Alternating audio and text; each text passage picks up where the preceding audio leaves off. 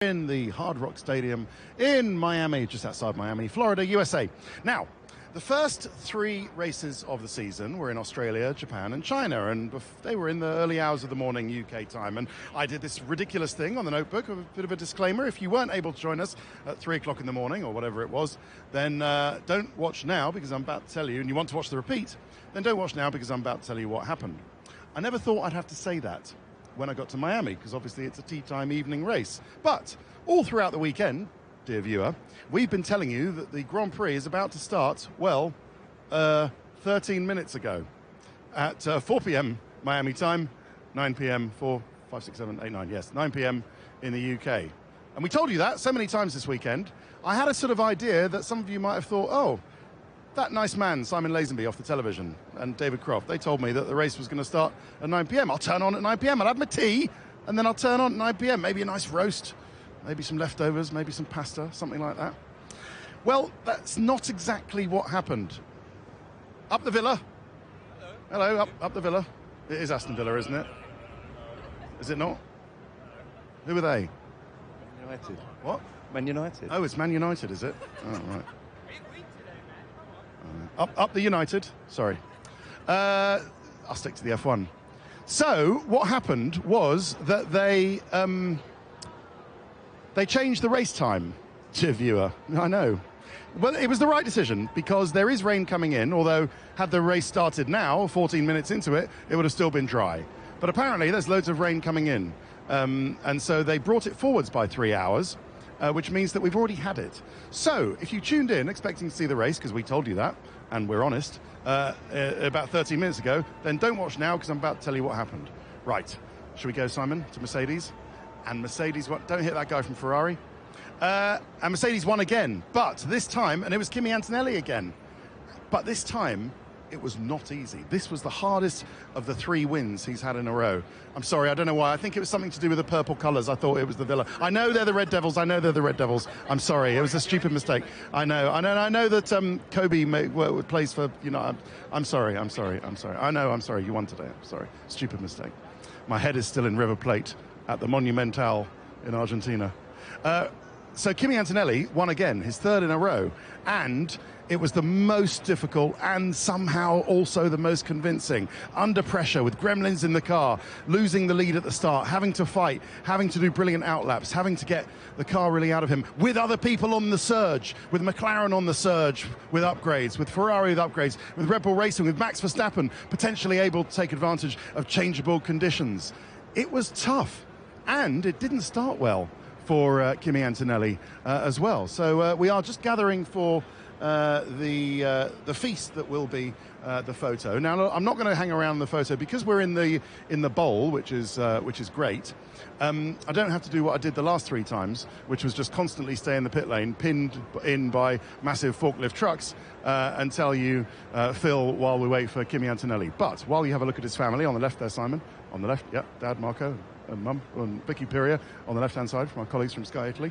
It has been a great day for Italian motorsport. 3 in a row, from the first 3 poles in a row to the first 3 wins in a row, hasn't been done by Ayrton Senna, hasn't been done by Michael Schumacher. So Kimi has set somewhat of a record, and on a very sad weekend for Italian motorsport, and in fact motorsport in general, of course, the weekend that we lost Alessandro Zanardi. But we'll talk a bit about that later. But let's tell you what happened and the story of the race from... Well, I'll tell you what, while we... no, I suppose we will do Mercedes first, and then we'll just come back for the photo. So Kimi Antonelli won the Grand Prix. George Russell was 4th. It was an okay start from Kimi Antonelli, but he was swallowed up by Charles Leclerc, and then Max was challenging as well. So he kept P2, but George Russell was up 1 to P4. Piastri eventually got Russell. And then Kimi, his tyres got hot, and he had to cool them in the dirty air. And so Lando eventually got past, and then Lando Norris led the race until the first pit stops. Then what happened? Kimi Antonelli pitted on lap 27. Now, important lap, because 22 to 26 was the lap that people thought they were going to pit, because that gives maximum, best time on the medium tyre and then best time on the hard tyre to the end. But the weather was coming, and they didn't want to waste a pit stop pitting for the hard, dry tyre when potentially a rain shower mean you have to come in for intermediates or even full wets. So they were waiting and waiting and waiting. So Mercedes thought that they'd wait until lap 27, 1 or 2 laps longer than maybe the prime time was for the pit stop changey. And then they came in, and that was absolutely crucial because it caught McLaren napping. Well, did it caught McLaren napping? Were McLaren being too conservative? Were McLaren caught weather watching?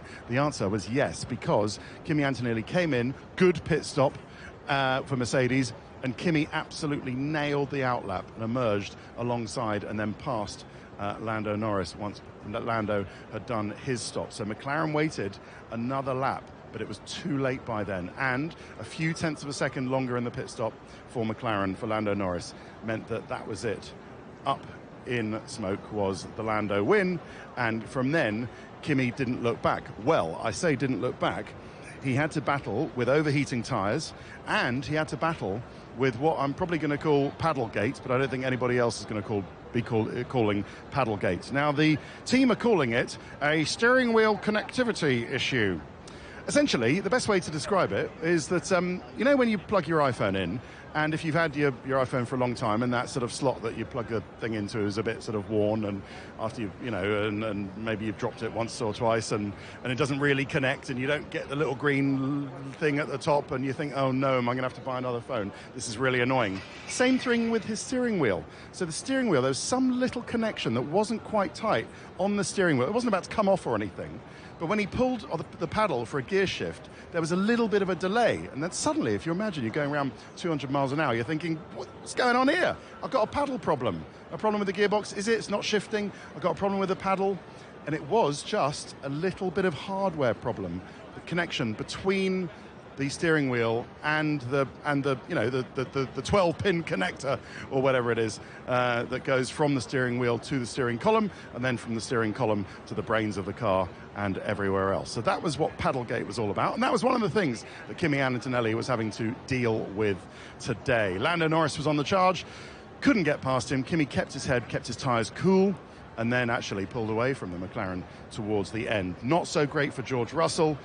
He raced Oscar Piastri, but got passed by him. Managed to overtake Charles Leclerc, but then more or less a lot of people did towards the end, and finished 15 seconds behind Kimi Antonelli, and is now 20 points behind his young Italian teammate, and described his the handling of his car as, quote, awful. It was awful.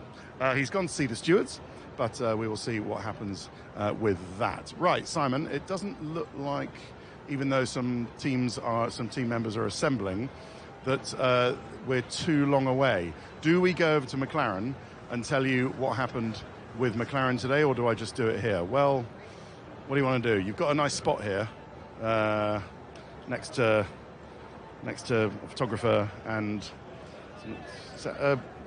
which lens are we switching to here? A wide one so that I could get the whole team. All right. Have you got a wide lens on? Is that a wide lens? I can't tell. Is that a wide lens or not? It is. Okay. Okay. Oh, they are assembling. Right. Okay. All right. Well, listen, we'll stay here. You're next to the snappers here. Arvid Lindblad seems to have walked into the wrong photo, but he's just disappearing. I think a lot of people are going to be walking away. Oh, Adam is announcing. This is the point at which point we get sort of kettled here a bit. So Simon, you move that way. Yeah, you move that way a bit here. That's right, and then back a bit, and that will be you there. There are the trophies, and I'm just going to go to the side somewhere. So I'll get out of your way, and you just do lots of shots of trophies or stuff like that. Right, I'll tell you what happened to McLaren. Lando Norris was second, and Oscar Piastri third. Could they have won this race? Yes. Should they? Potentially. Were they not? Were they weather watching? Yes, I think they were. Did they have a faster car than Mercedes? No, they didn't. Mercedes had a faster car today. So maybe with a bit more sort of cutthroat smarts, had McLaren taken the advantage, grasped the nettle, and actually said, look, we're going to try it. We're going to pit before Kimi Antonelli. they might have been able to hang on with track position, given how important it is to have clean air at the front, and maybe they could have hung on. But they would have won McLaren with a slower car, and that's not often that happens in F1, especially this year. But they might have given it a go. Lando certainly thinks it's a race they could have won. But hey, when you consider where McLaren have come from, I mean, there was one race that neither McLaren started this year. Remember that? It's China. And so, you know, when you consider where they came from, a 1-2 in the sprint race and then a 2-3 in the Grand Prix, they will take that every day of the week with extra sausages. So yeah, they'll have a bit of that.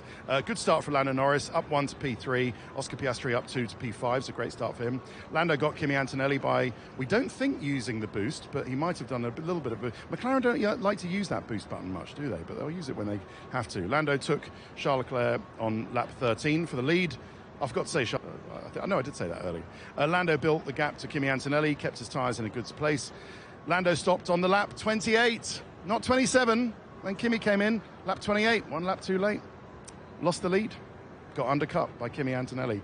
Lost the lead, he looked after his tyres thereafter, but Kimi had him covered. Oscar Piastri, good race from him. He chased down Charles Leclerc and got him eventually, even though Leclerc is having his own issues. And that completes the McLaren turnaround weekend. I think it's fair to say. Mercedes upgrades come next in Canada in about 2.5, 3 weeks' time.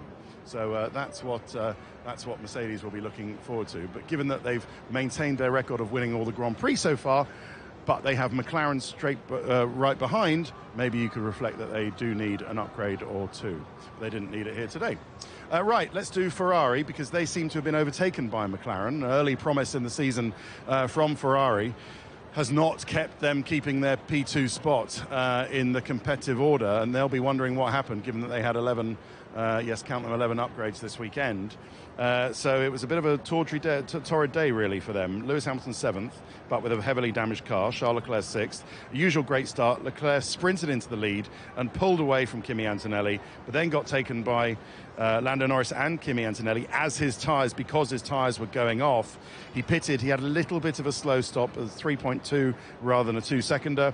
Lost the place to George Russell. That was where it started to go south for Charles Leclerc and Ferrari. Then got done by Oscar Piastri, then spun. He said it was his mistake, damaged the car, carried on, is under investigation with the stewards for carrying on with a damaged car, but he'll say, well, look, what could I do? I had to finish the race.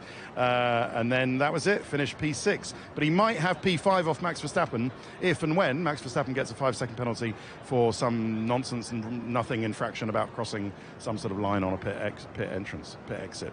Lewis Hamilton, he got involved early and clashed with some drivers, including Frank Colapinto, I think, and was it Max? No, I'm not sure it was. He wasn't that far. But anyway, he had damage to the left-hand side pod and the barge board and the floor.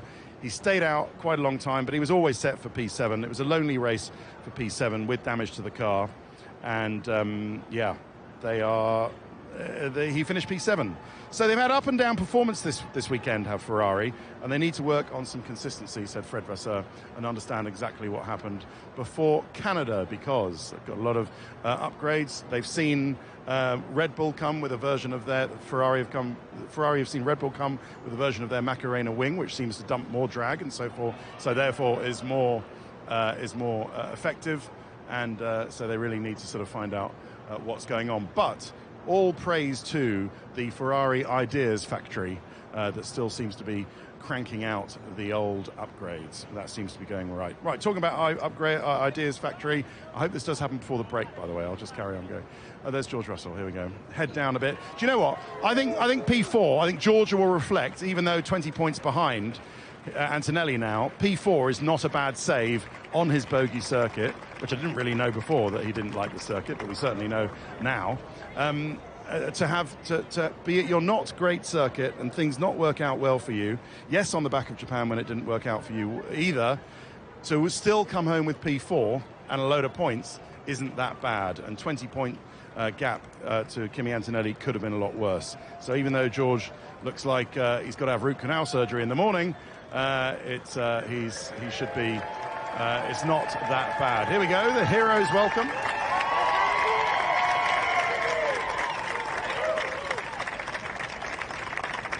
quickly do Max Verstappen? So 5th for him, but that might be 6th with a 5-second penalty, and they might swap positions with Leclerc. Isaac Hadjar was a DNF. Disastrous first lap for Max. Went over a curb, lit up the rears and spun 360 degrees. Recovered to P8, clonked into Sainz. Max pitted under the safety car.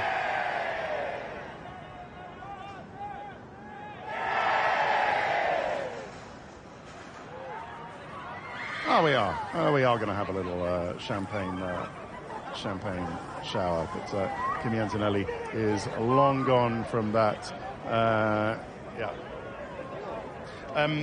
So yeah, carry on. Clonked into Sainz, which Sainz complained about. Max pitted under the safety car and had to do the rest of the race minus 6 laps, so had to do 50-odd laps on one set of tyres, so managed that very well. Did drop down quite a lot towards the end with the worn tyres, but pretty good performance considering. And Charles Leclerc got by, but then had a spin, and then Max got by again. So round out P5, but as I say, probably will end up being P6 if he gets a 5-second penalty. Hadjar, hard tyre start, ran near the back, and then spun, and then, well, didn't spin, he then crashed, which was extremely unfortunate. He says, I don't know what's happening at the moment. It's the toughest time in my career so far, said Isaac Hadjar. He needs to go away and have a real big think about exactly what is going on. He was okay, but within a minute after Hadjar crashed, another Frenchman crashed, who was Pierre Gasly, which was made for a very bad minute for Les Bleus, and brought out the safety car. Right, we've done 17 minutes or so. If all of this is starting to die down, let's take a break. I'm behind you, Simon. Let's take a break, and I'll tell you about a double points finish. There you go, there's Kimi, just to yell that. I'll tell you about a double points finish for Williams and how that happened. And we have a few movers in the Constructors' Championship as well. So what it was, and that meant that we've got some teams taking other teams' positions in Constructors' Championships. Wow, that is all a bit chaotic when you do it in the paddock, these photos, and the driver is slightly besieged in that, but yeah, he's going for another photo. All right, we'll just leave this 10 seconds, and we will take a break. So more Notebook in a bit. Notebook from the 2026, not on when it was advertised earlier than scheduled, Miami Grand Prix. So we would have been now in a great moment of I told you so and regret. We would have now been 34 minutes and 20 seconds into the Miami Grand Prix, and still it wouldn't have rained. But look at the clouds. It might have. Oh. Anyway, right. If you don't know if you haven't watched the race yet, because we told you it was going to be on at a certain time and it wasn't, then watch this later on YouTube or something. The 10-foot boom pole, honestly. Look, this is interesting. So Drive to Survive just come and think they can come and listen to everybody's conversation, and then all it takes is for Jimmy V to say, no, not now, and then they instantly put it away. So if you're ever wondering how it's made, and this is proper behind the curtain stuff, then that's how. They assume that every conversation is open season, and there are many that are not in Formula One. And what are you saying? What? Oh, this is open. They're not interested in this, believe me. If somebody doesn't want the conversation recorded, the person in question just says no thank you, and then they're very respectful, and then they say that's it. So that's how, if you ever wondered, they get some of those discussions on Drive to Survive. Like that discussion, for example, where Alex Albon and Carlos Sainz, Carlos Sainz is looking at his gift from the Miami Dolphins. That seems to be fair game, apparently. Don't know if it'll make the edit of Drive to Survive, but you know, it's all good stuff, isn't it? Especially when Carlos Sainz and Alex Albon have scored some points today, which it doesn't happen every weekend for Williams. And in fact, Williams are up one in Constructors because of it. They scored 3 points today, and they move up in the Constructors' Championship to 8th, I believe it is, because Audi, they can move ahead of Audi. So the Sainz got away well, but got hit by Max and said he thinks I'll do whatever he wants because he's in the midfield. Alex Albon could see it coming and took the place and ran ahead, but then Carlos Sainz got back past Alex Albon. Max got past them both. Eventually, Sainz stopped on lap 20 past Alex Albon. Max got past them both. Eventually, Sainz stopped on lap 29, a bit slow. Alex Albon stopped around them as well. They were finished 20 seconds behind Franco Colapinto, but they are 3 more points, and that, as I say, puts them up 1 in the Constructors to... see, always time for a photo, Jimmy V, isn't it? That put 3 more points and puts them P8 ahead of Audi, to whom we turn to in a second. Up 1 in the Constructors, I was just saying. I don't really have time for this. I'm on 2 minutes 50, and then I've only got 7 minutes in total. Oh, now he comes in. This is the least interesting discussion they'll ever get. Okay, well done, up in the 1 in the Constructors. Yeah, really, really proud of how the team's pulled together the last 5 weeks. Thank you very much. Thanks. I told you it was quick. Racing Bulls. Arvid Lindblad, P14. They're in the corner there, Simon. Off you go. Liam Lawson, DNF. Oh dear, Liam Lawson got a good start, was racing Gasly. Had a go down the inside, but he outbraked himself, flipped Gasly over, damaged his car, and had to retire. And we are expecting some results from the stewards to see whether... All right, Uncle Otmar, you okay? We're expecting some result from the stewards to see if he has got a 5-place grid penalty for the Canadian Grand Prix. I'm expecting that to happen. But Arvid Lindblad, he ran well in P12, but really struggled with the car, dropped down to 30 seconds behind Ocon. So, yeah. With a Lawson potential penalty for Canada, and Racing Bulls seem to have dropped well behind Haas, they've got a lot to think about, lots to work on. Aston Martin, P15, Lance Stroll, P17. Fernando lost out early on and dropped to P17. Both were slow and fell behind the Cadillacs. Lance Stroll pitted again on lap 38 before Fernando had made his first stop. Fernando finally stopped on lap 43 and then got Sergio Perez with a massive tyre offset. He got Sergio Perez on younger tyres and finished ahead of him. So Alonso 15th, Sergio Perez 16th, and Lance Stroll 17th.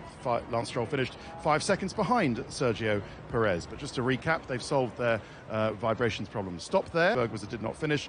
Hulkenberg had contact on lap 1 and had to pit for a new nose. Then they saw further damage to the car, pitted under when the safety car had come out, and retired due to that technical problem. So that's what was going on with his Audi. But the Audi driver of the day, that is the Audi driver driving fast in an Audi in all conditions, was Gabriel Bortoleto, because from 21st on the grid, going up, driving his Audi as fast as it will possibly go in all conditions, is really good, because he went from 21st on the grid to 12th. So up 9, Grande Kimi, well done. 3 in a row, brilliant, congratulations. Dried his hair. Where's he going to now? Look at those calves, better than mine, aren't they? Hey, Simon? Good calves, Antonelli. Bravo. Right, sorry, I got distracted. So Bortoleto, good recovery, up from 21st to 12th. So finished 2.9 seconds behind Ollie Behrman. Talking of Behrman, in the Haas, they are over there, but you might get there, you might not. Ocon 13th, down 1 in the Constructors. Haas finished because they didn't score any points today and others did. Ollie Behrman 11th, Ocon 13th, both decent opening phases, ran P10 and P11. Ollie Behrman pitted on lap 27 with a slowish stop. Ocon had his a faulty rain light on the grid that they had to change, which is something you don't see very often. It was a lonely race for both of them after that on track, but a decent, on a track that doesn't suit the Haas. But a decent result for Ollie Behrman, P11. Esteban Ocon, P13, 9 seconds off a point. But Alpine move ahead. And to Alpine we go next. Well done to Franco Colapinto, equaling his best result of his career. 8th and 4 points. And that moves Alpine up to P5 in the Constructors' Championship. So both were inside the top 10 on the grid. They moved up. Franco Colapinto raced Lewis Hamilton and Max Verstappen. Gasly was the innocent victim of the Lawson dive and was flipped over, and it was a DNF. Franco Colapinto ran P7 behind Lewis Hamilton, but stayed out very long time, pitted and stayed P8. He was helped, of course, by Williams with much less pace, but still best of the rest for Alpine, and they should be rightly happy with themselves because, as I say, they've moved into P5 in the Constructors' Championship, which is probably where they might finish. Well, probably might. I would say that's probably where Alpine will finish at the end of the year, but hey, that's in December.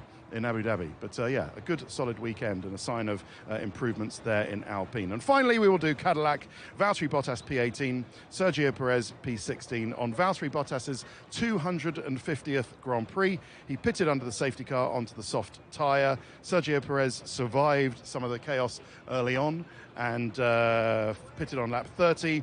Alonso got Sergio Perez, but Sergio Perez finished ahead of Lance Stroll. Valtteri finished 2 laps down and last. Happy 20th, 250th race to you, Valtteri. Bosch, there you go, there's your present. Finishing last and 2 laps down. So, not a great reward, but 18th. Right, that is it. The podcast is on Tuesday. The Canadian Grand Prix is on the 22nd, 23rd and 24th of May. That is in 3 weeks' time from now. But I will close with a thought about this weekend. And on the weekend that we said goodbye to a speedy Italian who had bags of charm, huge amounts of ability behind a racing car, an inspiration to everybody who faced adversity in the most horrendous way, but come through it with his character intact. We have seen 3 races won, and maybe a little bit of the Alessandro Zanardi spirit coming into Kimi Antonelli. Certainly the bit, being a speedy Italian. So while we say ciao and goodbye to Alessandro Zanardi, we leave Miami with another speedy Italian, Kimi Antonelli, even further ahead in the Formula One World Drivers' Championship. 3 in a row for Kimi. We will see you in Canada in a few weeks' time. Thanks for watching. Bye-bye.